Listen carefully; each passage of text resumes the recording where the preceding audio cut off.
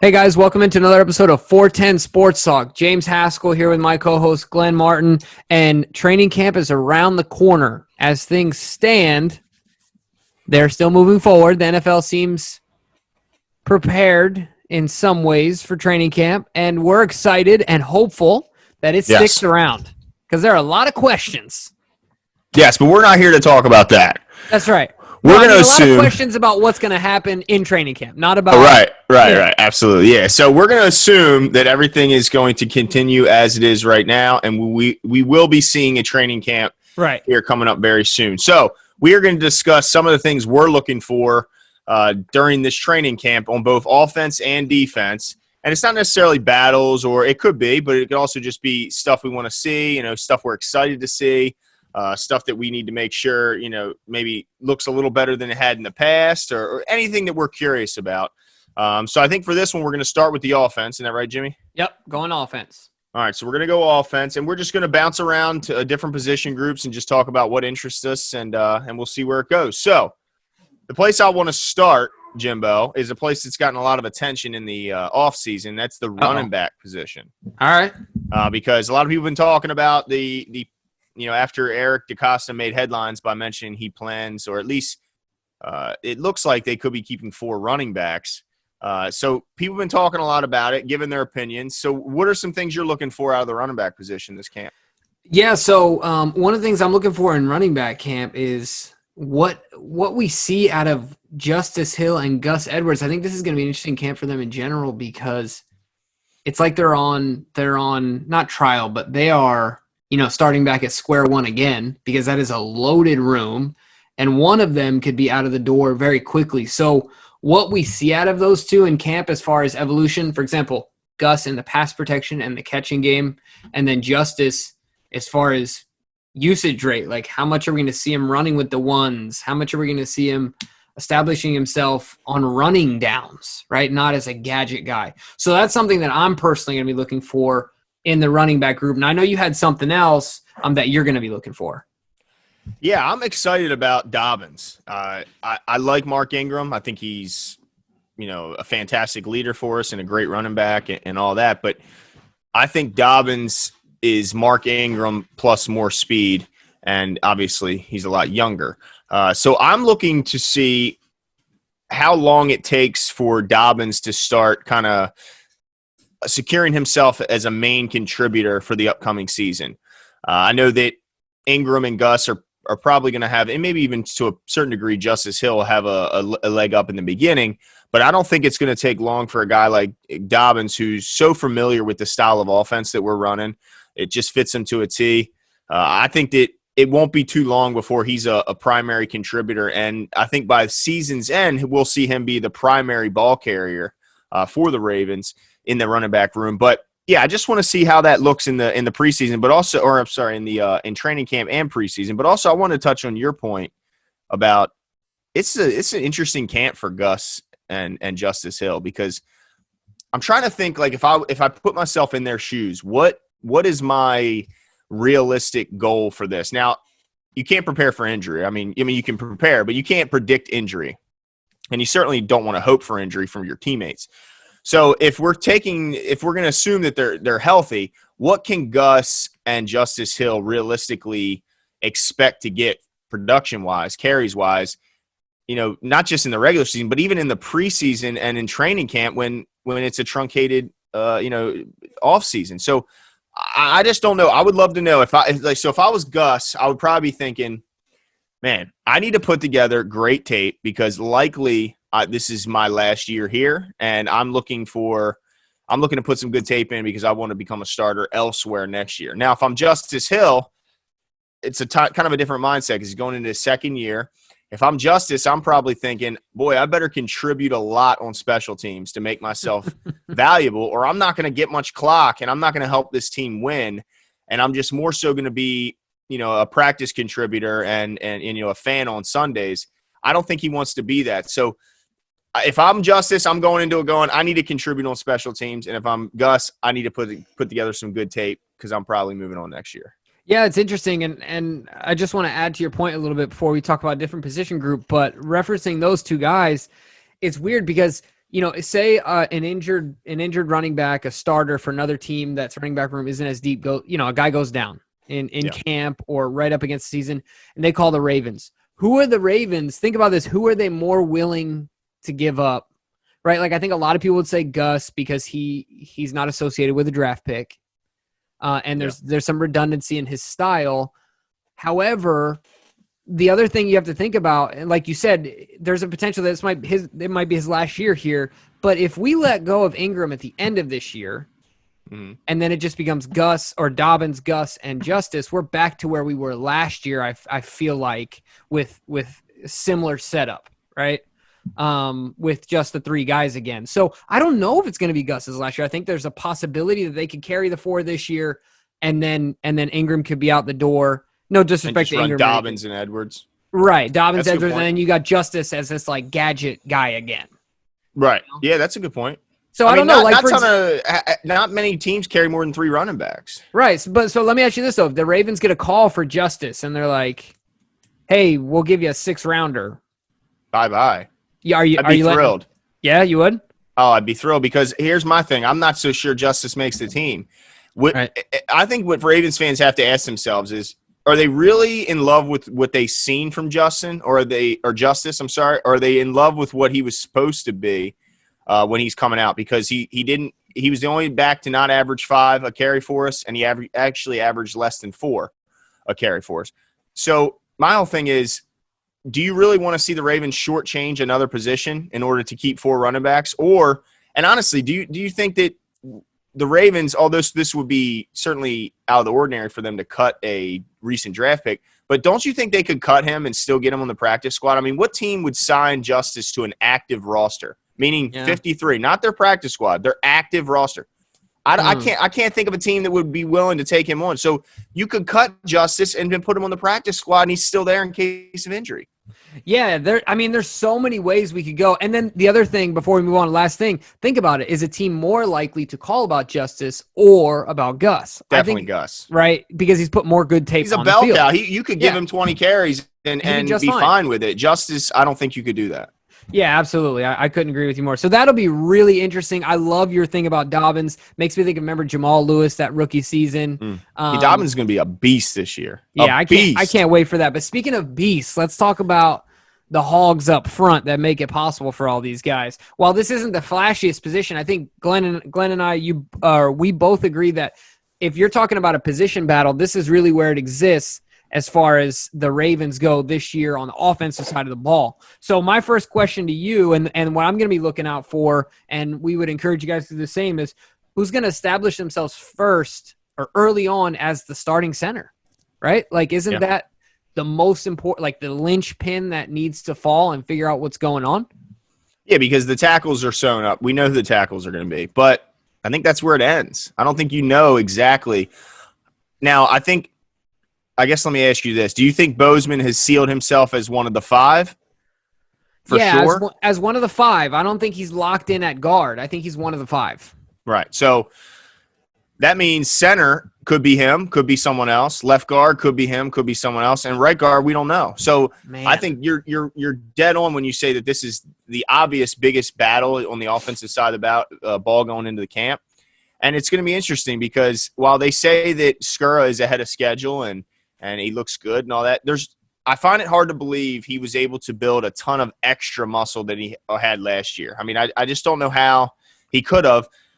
And he wasn't a strong guy last year. So to me, I think ideally we want to see a good hard look at Bozeman at center. That way we could maybe put the young guy, maybe Tyree Phillips or Breston at left guard, and then Fluker or one of the other young guys at right guard, depending on how camp shakes out. I think Fluker has the early advantage at right guard because of experience. But I wouldn't say I wouldn't pencil him in there right now. Right. No, I'm with you. I think that, everyone automatically thinks that Skura beat out Bozeman last year for the center spot. I don't think it had anything to do with that. I'm going to stick to what I've thought is that it's offensive line is about getting your best 5 out there. Yeah. At the end of the day. So if Skura couldn't play any other position and Bozeman had the versatility, well, then you slide Bozeman over. But now that you have some guys that can pick up in those positions, I'm hoping that, if I'm not mistaken, Alabama, he was an All-American center. Yeah, right? absolutely. I mean, look, throw him in there, man. He's already stronger. He's already bigger, and he's obviously more healthy. Those three things alone give him a huge advantage. So I think it's going to be really interesting. And once again, we would encourage you guys, look out for those offensive line, those three guys on the inside, starting with center, and then who ends up playing those guard positions is going to be really important. It's something to look out for. While not the flashiest thing to watch, definitely super important for our offense. Yeah, absolutely. I mean, if there's one offense that relies on the big boys up front, it's certainly the Ravens. So moving on to a different position on the offensive side, wide receiver is something that's been getting a lot of hype, and with good reason, because Hollywood's putting out workout videos every other week, and he keeps getting bigger, and he doesn't look like he's any slower, that's for sure. So I know you're excited to see Hollywood, but let me before we go into Hollywood, I want to talk about one guy who's been getting my attention. All right. Mr. Miles Boykin. All right. Okay, because we talked about in the past, all the hype leading into last year, great camp, great preseason. And to me, I know a lot of fans out there weren't disappointed in Miles. I was. 13 catches in 16 games is not enough. And you can say he blocked his butt off. That's fine. We can find a backup tight end that can go down there and we can line him up wide receiver and let him block all day. But we need Miles to catch balls. And, yeah, he didn't get a ton of targets, but I think this year he will. And we need him to step up and be that big offensive threat in the red zone to go with Andrews. We can't only have one offensive red zone threat with Andrews, okay? We got to have Boykin. So, Boykin, you got the height. You got the vertical straight line speed. Attack the daggone ball in the air, and let's win some 50-50 battles and establish yourself as the number two. There's no reason Miles Boykin can't do this. Right, and you know what? I just want to say something because I feel like you've been getting a lot of heat about your knock of Boykin's performance last year in the season as a whole. But this is the reason, ladies and gentlemen, for those of you who don't know, the first time we talked about training camp, you and I went up to your house, we talked about it for a second. The first name that came out of your mouth was Miles Boykin. Nobody in Ravens country was more excited than Glenn Martin about Miles Boykin and the prospect of him being a real big-time, red zone, big-body wide receiver. If anybody's been dying for that in Baltimore Ravens country, it's Glenn Martin. So the reason that you were hard on him and his performance because you were enamored by his game in preseason, if anybody was paying attention. So, like you said, it's about turning that corner for him. But I'll tell you what, I think that I'm excited for Hollywood, and I caught some flack for my whole Julian Edelman thing, and that's fine. I'm backing off that a little bit. I was a little bit outlandish there. However, there is still something to be said about putting it all together, I guess, is my large theme. Like he did great in a small sample size last year. However, we want to see him for 16 games at a high volume as far as targets go. And I'm interested to see what he does because right now there's got to be a point where potential meets production for an entire season. Not saying that he can't do it. I just want to see it, and I'm really excited for it. I'm excited. Like it almost to me felt like you were worried about getting your hopes up too much because of the fact that the Ravens' history of wide receivers has not been well. When you get burned a couple of times, it'll change you. I think the Brashad Perryman thing may still be resonating with you, and you're not willing to give Hollywood anything yet until he earns it. Now, let me ask you this, Glenn. Are there any dark horses that we should look out for and pay attention to in camp that people aren't talking about as far as the wide receivers go? Well, there's a couple guys I'd like, to say that I expect them to. But you know what? I loved Jaleel Scott for a long time. I was a big Jaleel guy. But I just don't see after all this, it's not like this is his first year. This isn't his second year. He's had plenty of opportunity. So, unfortunately, I'm going to have to say I don't think there's much of a battle as far as who's going to make the team. I think everyone kind of knows that, we already know that Boykin, Brown, Snead, Duvernay, and Prochet are locks just because of who they are and how much they make and when they were drafted. So there's really only one position up for grabs, and that's the Chris Moore position. Yeah. So to me, I guess the question is, do you believe in Chris Moore as a receiver, or is he just a good special teamer? And that's kind of where he is for me. Or do you think DeAnthony Thomas can make that move because he's more valuable because he's the only punt returner on the team? I don't know.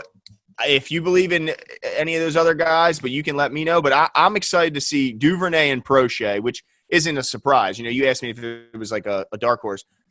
Those are the guys I'm excited about. And they're not dark horses because everyone's excited about them. I mean, they're excited to see the straight line speed, the toughness from Duvernay, and they're excited to see the quickness and hands from Prochet. I mean, those two are the next up and coming guys in our wide receiver room, and hopefully they don't disappoint like ones in years past. Yeah, you know what? I would have answered. So, as far as those two go, the question that I'm going to be trying to answer during camp is who emerges as the front runner between those two. Not that they're competing with one another. Well, I mean they are, but between the two, I want to see who really takes the step and takes the first step, because they were drafted, for a 6th-round pick.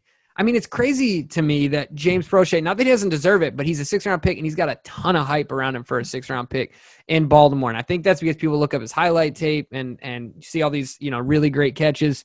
But I would have answered this question opposite at draft day and said that Duvernay is going to be an early, take an early lead and get out there and really show off quickly.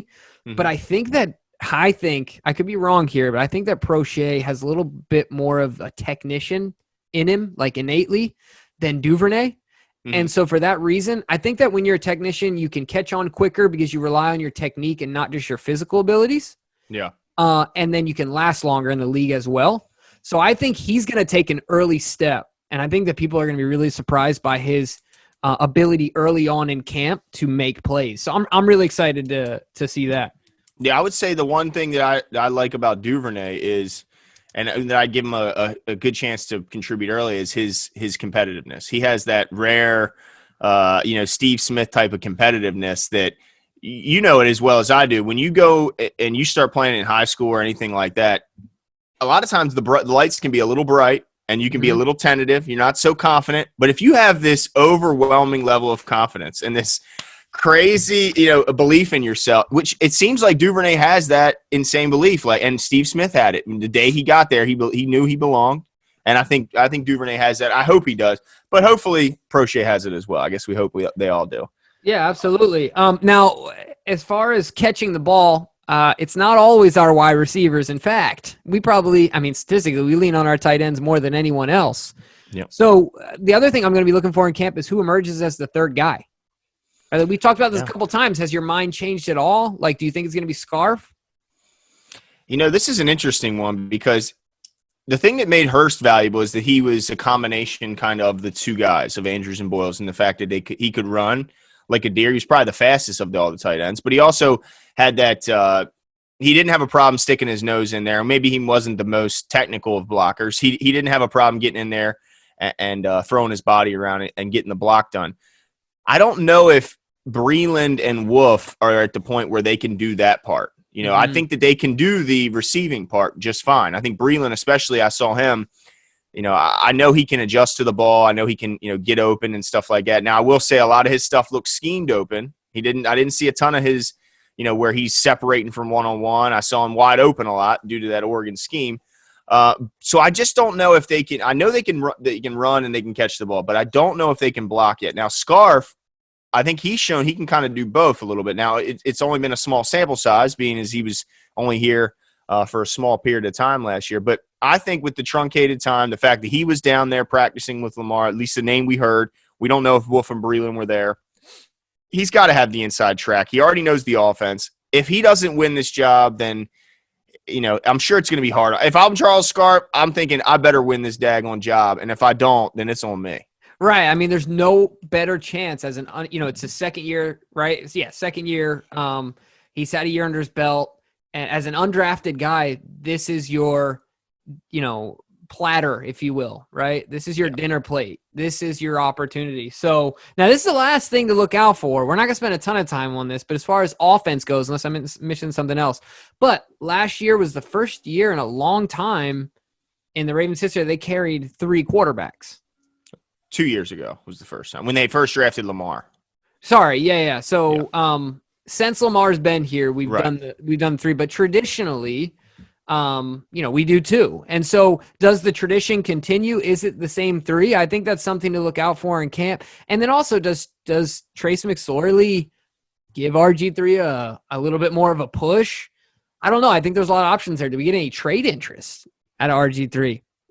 Yeah, I mean, I've heard that. I think I would be shocked to see a team willing to trade for Griffin and put him as anything more than a great backup, which is what he is. Because he's a fantastic backup, fantastic in the locker room, great as far as taking his job as the scout team quarterback very seriously.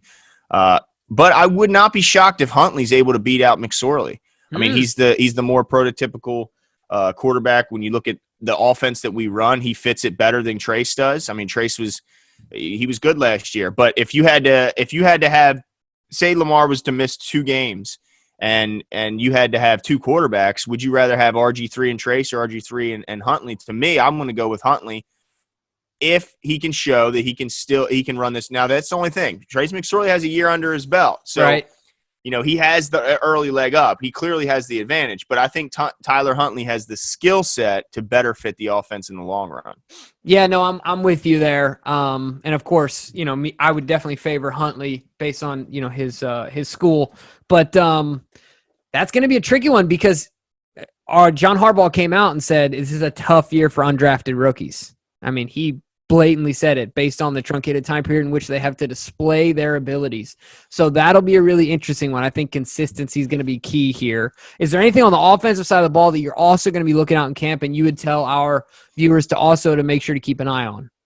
I mean, I'm looking around. I want to see if Patrick Ricard's role is expanded at all. And the reason I say this is I don't think he's going to get the ball handed to him. I'm not crazy. But I wouldn't be surprised if they can't find that third tight end can do the blocking that they find necessary.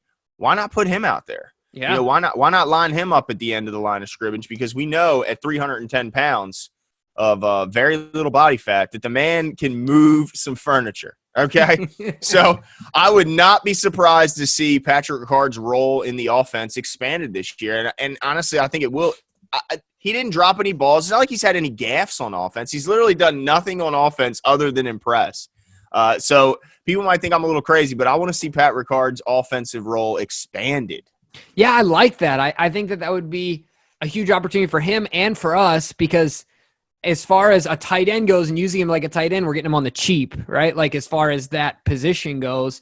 And so, yeah, that would be a win-win for us. The other thing I want folks to keep an eye on, and this might be obvious, but as far as the offensive scheme goes, I'm not as big a believer as some people on the outside seem to think that we have to push it outside the numbers. We have to do that. I'm not buying into it. I don't think we have to. At the end of the day, we had the best offense in the NFL last year. And yeah, we lost in the first round. We still had the best offense in the NFL. And I don't think it's going to be very easy to stop, period. So is that something they're going to incorporate more, getting it outside the numbers? I'm not a believer in it, but it's something definitely to keep an eye on. Absolutely. I mean, that's the thing that people have been talking about a lot, but I'm with you. I think that we saw it in that leaked, I don't know if it was leaked or just somehow it got out, Belichick's keys to winning.